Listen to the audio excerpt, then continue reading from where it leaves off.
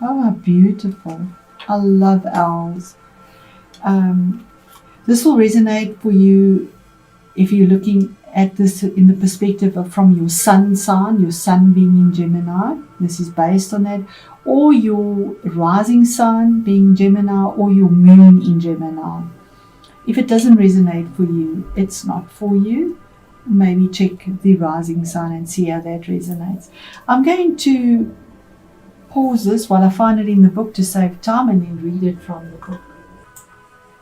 What a beautiful card. Okay, so we have it here. Owls are wisdom, intuition, insight. He's in an oak tree, something that is solid and wise, and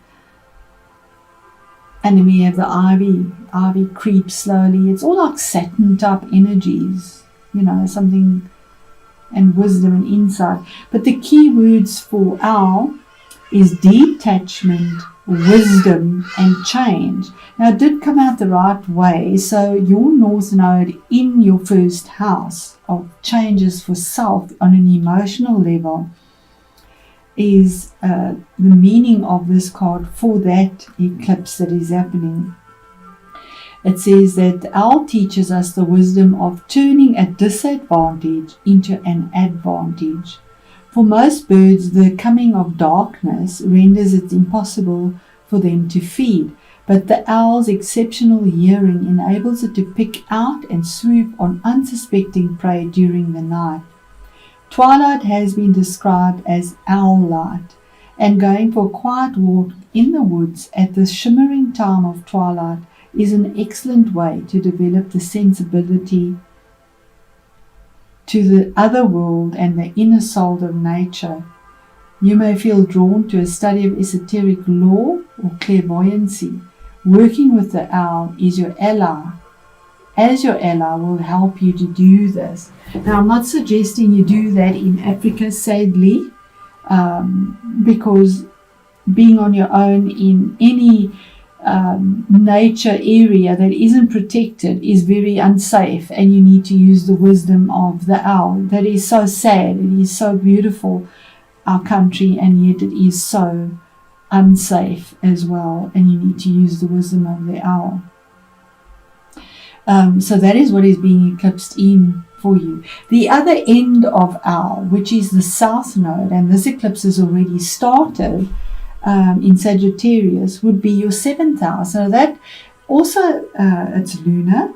The 7th house is about your spouse and your partner and the other person, where your first is about you. So on an emotional level, it's about the giving and receiving, and your balance of power issues on an emotional level, and how you relate to others, or your attitude to cooperation with others as well. And the reverse side of that is that you're dealing with is that you may need to be wary of withdrawing too much from the world. An ability to be detached and discerning is an asset, unless it becomes a defense against being fully alive with all the vulnerability it entails. Perhaps there is not such a need for secrecy or holding back. The owl can signal a time of change, of initiation, and of new beginnings. It can portend the death of one thing, but also the birth of another. An old Sussex saying is, "When owls whoop at night, expect a fair morrow, expect a bright dawn, and it will surely come." How beautiful is that? So on both levels, it's very positive for you, Gemini, very positive. Okay, Gemini, so we start off with justice, and this could be dealing with the legal situation. Remember, it's a general reading, so put it in the situation you find yourself in. You could possibly be dealing with a Gemini, your own energy, or with a Libra as well. So the justice card is about karmic justice, about dealing with legalities, but there's some form of unbiased choice in this month that comes through, and some form of fair justice that brings about balance, equality, in a very pure way. She's not blindfolded because she's in denial. It's because she's unbiased and has to see both sides from equal perception, both lights in her hand, to make a balanced choice with her sword of truth. And this justice comes through. I do feel maybe by the 11th of the month, that's a possibility that there's some significant change that comes through of November, or dealing with authority, maybe around money, an opportunity for money, investment, property, being really wise about something. Pentacles is earthiness. It's something of value, something of durability, but there's an opportunity here of investment in a workplace, a career, security, a home, a relationship, in your health, possibly investing with something that is real. There's the opportunity, and being wise. We have the weasel here, being really wise about it, looking at what was in the past. He's looking behind him and then to move up towards the future. And then taking stock of what you've nurtured, what you've planted, what you've taken care of. And now finally being able to fill this empty basket, because the ladder is there now to go up, to ascend. Here we have the rocks also going up. Here we have stairs going up. So you're going up to something that you've been looking after. The squirrel prepares for the winter months, nurtures. Here's spring, here's the harvest time. There's peace, there's harmony. It's like being able to enjoy the fruits of your labor, something you've nurtured, and now you can go and harvest those fruits. You've taken care of it with great passion as well. And then we have the message from Spirit, or the center of the month. You have victory. You have victory, you have recognition in whatever this is that you've nurtured. There's this karmic justice that comes through. If it is a legal situation, there's victory and recognition as well, and moving forward. With passion as well, we have wands here, passion, moving forward. And sixes always deal with something from the past and moving forward towards it. They all seem, the weasel's looking at what was in the past. She's making a choice between present and past. Here we have somebody looking towards the future and enjoying the fruits of the labor, and there's a recognition for it. What is hidden and you're not even aware of it is that there's some form of regret or sadness over something that was lost on an emotional level, because the cups are emotional level. Those cups are empty, it's spilt, it's gone, it's lost. And there was change. These swifts or swallows migrate. So there was a migration of something that brought about regret, and you're not even aware of it, or sadness, or you have guilt about something that was lost or spilt, or something that you feel there's a sense of loss for, and forgetting to look at what you had turned your back on, what was kindred. And this is your energy. This is the card of Gemini. It is 6. It's a major arcana as well. That's a major arcana as well. Card number 11. Sixes are very prevalent in your reading as well. But this is about, the challenge is, it could have been in a relationship.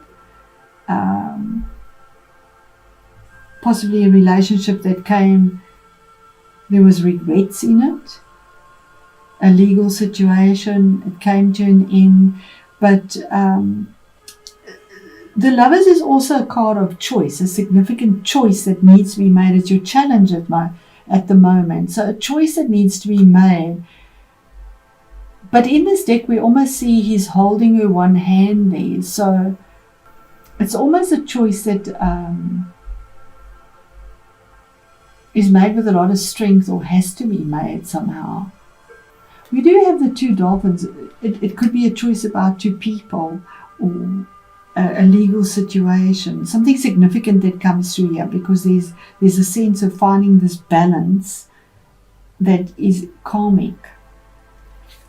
And the outcome here, or the end of the month, is the Four of Cups, and that is, there's that cup again. Something that was offered to you, but you don't seem to take notice or cognizance. Although here we have these 3 cups where they were spilled there.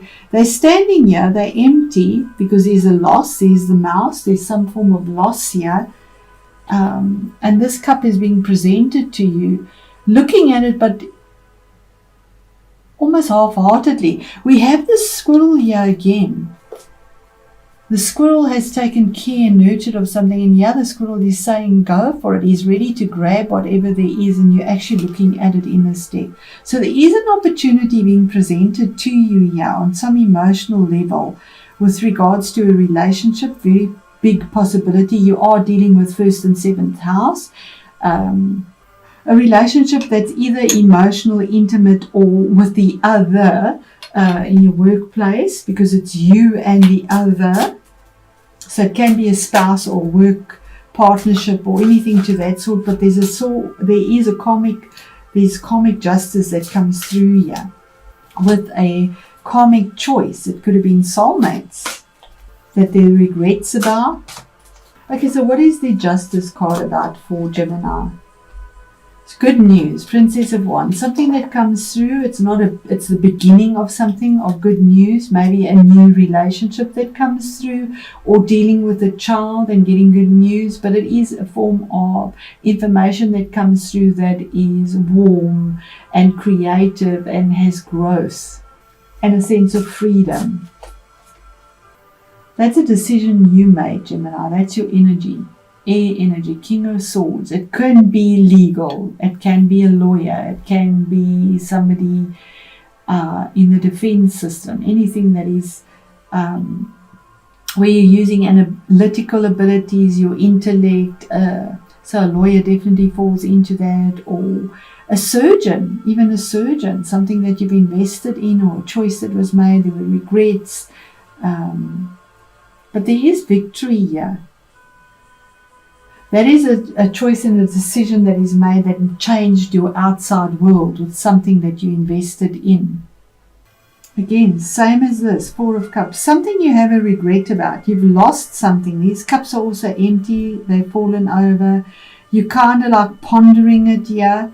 But there's this offer that is full there. There is an opportunity for some new opportunity in love, in happiness. But you almost turn your back on it. It's sort of hidden, but it's there. 4 is about grounding it. It's almost like passionately you would rather dream about what was instead of look at what is, or what could be, or what is still possible and being presented within a relationship or a work situation. It's that constant longing and never being satisfied, because the thoughts and the mind is on what is lost and gone. I mean, what is gone is gone. You have it 3 times here. There are the 3 cups empty. Here are the 3 cups empty. There are the 3 cups empty. Opportunity, opportunity, opportunity behind you, but you've got your back to it. Yeah, you're looking at it, but sort of half-heartedly, a half-hearted attempt. There's something you defended. It could have been a relationship that came to an end, or a work situation, but there's defensive energy here. Defending yourself from the opinions of others. The 7 of Wands is you turn your back on something and you face the front of it. You face the insights or the onslaught of the opinions from others. You're on higher ground. You draw a boundary line, and he's actually defending this in quite a strong way. He's got his 1 foot on the wall already, the boundary, and he's picking up the other one to say, I'm on higher ground. You're not getting past this point. That's what it is. So it could have been something to do with a legal situation that is finally coming through to an end, a closure. There is regrets, there is some sort of loss that you keep focusing on. But the owl also says to move on from those emotional hurts.